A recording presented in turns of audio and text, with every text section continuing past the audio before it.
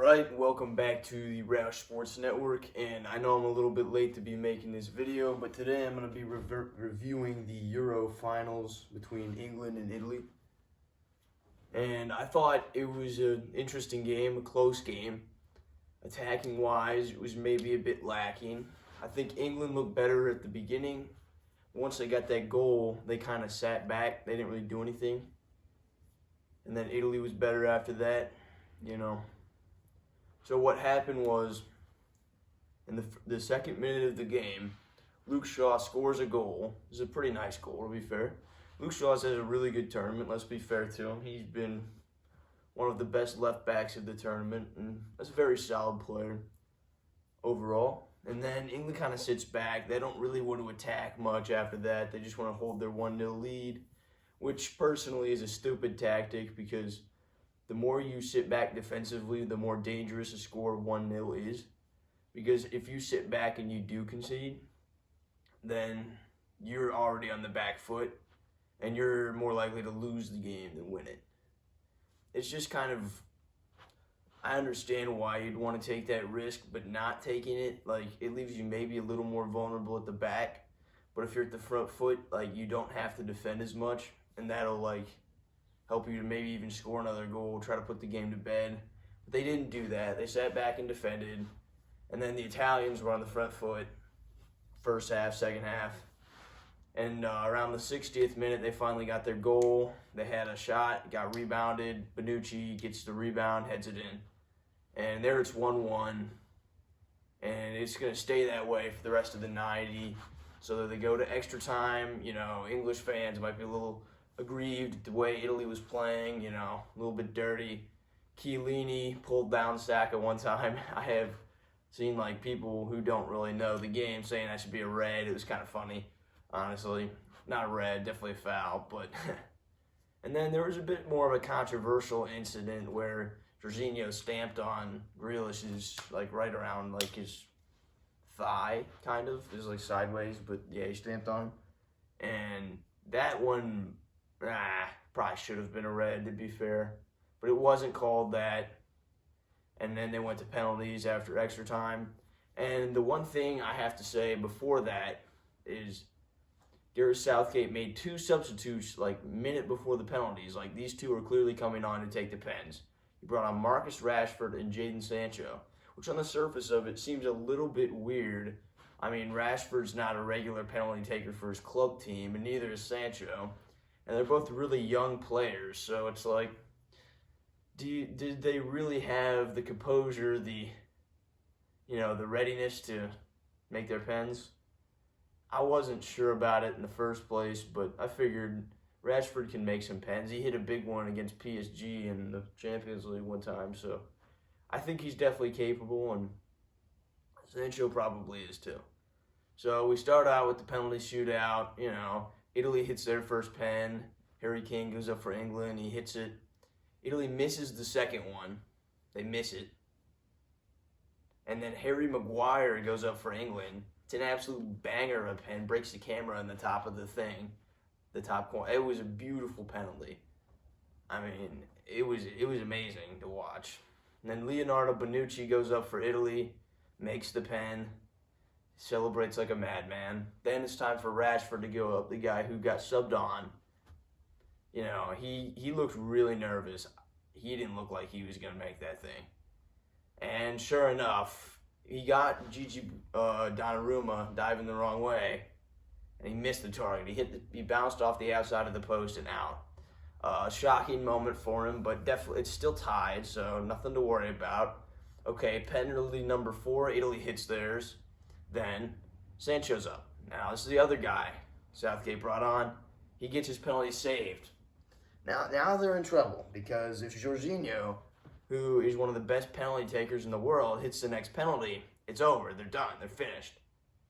And Southgate's going to look really stupid because his two players that he brought on missed both of their penalties, potentially to lose him the game.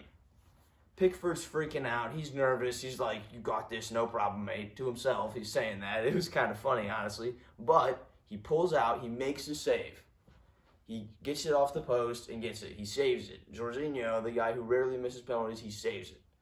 which is awesome. So now they have the fifth penalty taker. Who's it going to be? It's a must-make penalty to tie it up. If you miss, you lose. If you make it, you move on to keep shooting the penalties. And then in a weird move, they put up Bukayo Saka. Yes, 19-year-old Bukayo Saka, a man who only broke through at Arsenal roughly 18 months ago. A man who is, 2 years older than me, and I'm freaking sitting in my attic making YouTube videos and for like 6 people to watch, and this guy's taking a penalty. I mean, he had no experience. He'd never taken a penalty before professionally.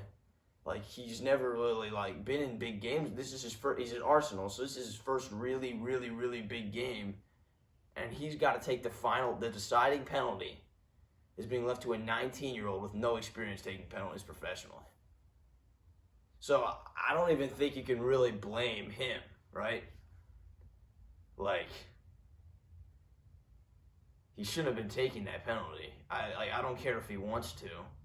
I mean, everyone's going to volunteer because you want to help your country, but, oh, jeez. He's so young. I mean, you can't expect him to make it. And in the end, he didn't. He missed. They lost. And Gigi Donnarumma had the most freaking cold walk after. Apparently, he didn't know they'd won, but he just walks away like nothing happened when he just won the Euros. Everyone's freaking out. And this man's just like, it was awesome. But, you know, you got to feel for the Bukayo Saka and the other England players who missed.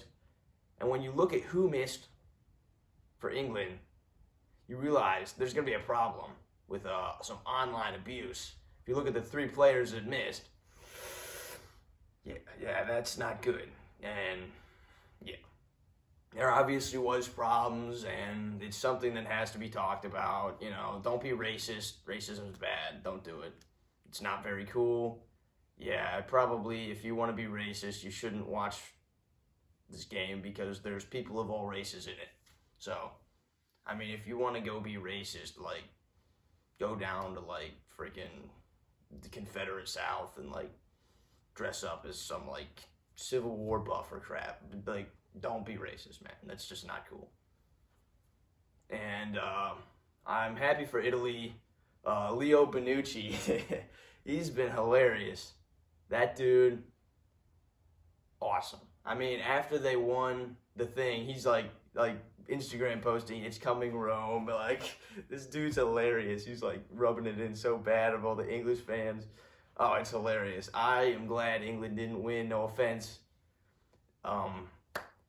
Yeah, England was just starting to annoy me quite a bit, so I'm glad that they didn't win. Italy deserves it. I like their team chemistry from the very beginning. They're a fun team to watch. A lot more attacking than usual. And we've got to talk about Roberto Mancini. I mean, he's been a great coach always, but 31-32 match, something like that, undefeated with a team that missed the World Cup since he's been. It's crazy. Like, this guy has made a massive turnaround of this Italian team. They missed the World Cup, and now they win the Euros, like 3 years later. It's wonderful to see. And also a special shout out to Denmark. They were super resilient this tournament after almost losing Christian Eriksen, like, to a heart attack. They managed to pull it out, make it to the semifinals. Maybe they should have been in the finals. There was a bullcrap penalty. Sterling dove. Overall, it was a very good tournament, and it was a good ending, too, with Italy winning. And, yeah, now we've got to wait till August for the next Premier League match. I think maybe for in between now and then, I might look into making some, like, other sports videos. I think NBA finals are going on right now. I don't really follow NBA. I might make, like, something for the Tour de France or something. I don't know. We'll see. Thank you guys for watching, and I'll see y'all later.